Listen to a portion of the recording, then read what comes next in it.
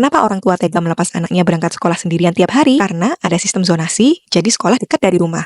Ada rute khusus yang sudah disiapkan, ada fasilitas, jalan, keamanan, dan perlengkapan sekolah. Ada kerjasama yang baik antara pemerintah, sekolah, orang tua, dan warga, serta lingkungan sekitar menjadi kunci keberhasilan sistem ini di Jepang.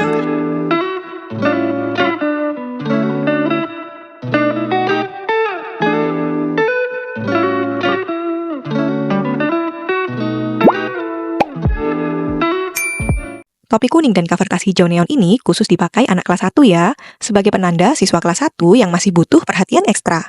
Kalau tas sekolahnya memang khusus, namanya randoseru. Oh ya, siswa SD Jepang memang nggak pakai seragam sekolah ya, cuma baju olahraga aja yang diseragamkan. Kaos putih polos, celana biru tua, dan topi bolak-balik warna merah dan putih yang bisa dibeli orang tua di toko-toko department store.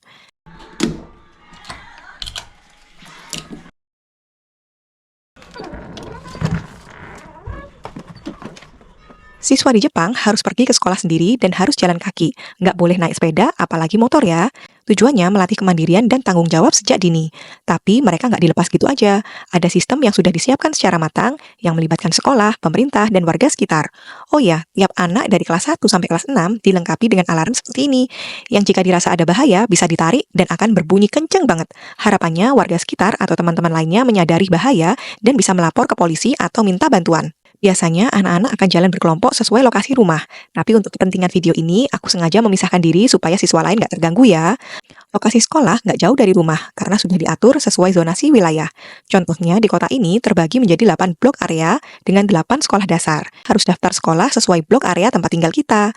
Kalau rumah berada di perbatasan blok, kita boleh pilih salah satu sekolah yang paling dekat dari rumah. Paling jauh, lokasi rumah dengan sekolah nggak sampai 2 km ya. Kalau Mas Aska sendiri, jalan kaki hanya sekitar setengah kilometer, karena rumah kami memang nggak terlalu jauh dari sekolah. Menariknya, rute jalan kaki ke sekolah juga sudah ditentukan. Siswa harus jalan kaki sesuai rute ini. Rumah kami berlokasi di belakang sekolah. Sebenarnya jauh lebih cepat ke sekolah lewat jalan belakang sekolah. Tapi akses jalan dari rumah menuju belakang sekolah berupa tanjakan dan tikungan yang cenderung sempit, mepet untuk lewatan mobil. Dinilai kurang aman kalau anak sekolah lewat jalanan ini. Jadi anak-anak yang rumahnya di sekitar rumahku harus jalan kaki sedikit memutar. Rute ini sudah disiapkan lebih aman untuk anak. Jalan tanjakannya bisa diakses melalui tangga khusus pejalan kaki ini.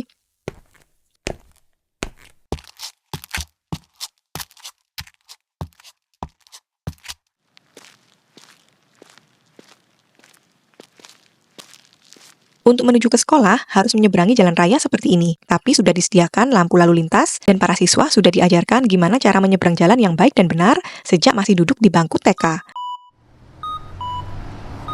Anak kelas 1 nggak langsung dilepas ya. Di minggu pertama, anak kelas 1 masih ditemani orang tua, jalan kaki ke sekolah untuk menghafalkan jalan sekaligus membiasakan diri. Pulangnya pun akan dipandu oleh guru secara berkelompok melewati rute yang sudah ditentukan. Ini berlangsung beberapa hari sekaligus membiasakan pulang berkelompok sesuai area rumah. Untuk Mas Aska sendiri masuk grup hijau dengan teman dan kakak tingkat satu area tempat tinggal. Di sepanjang jalan besar sudah disiapkan trotoar dilengkapi tanda peringatan pejalan kaki dan anak sekolah seperti ini. Oh iya, trotoarnya juga cukup besar dan terawat ya. Untuk akses pertigaan atau perempatan tanpa lampu merah, biasanya akan ada petugas yang membantu menyeberangkan jalan setiap jam berangkat dan pulang sekolah. Mereka bukan polisi ya, tapi warga volunteer yang kebanyakan lansia. Jalan samping sekolah sudah ditandai dan diberi peringatan. Setiap jam 7.30 sampai 8.30 pagi, akses jalan ini akan ditutup untuk mobil dan motor demi mengamankan siswa-siswa yang sudah banyak berdatangan ke sekolah dan memadati jalanan. Di jalanan yang lebih kecil atau tanpa trotoar, akses jalan akan ditandai dengan marka garis putih sepanjang jalan. Semakin dekat dengan sekolah, makin banyak terpasang tanda peringatan anak sekolah. Tujuannya agar warga dan pengguna jalan lainnya lebih aware dan berhati-hati. Begitu siswa tiba di sekolah, akan ada report khusus yang terhubung ke aplikasi di HP orang tua.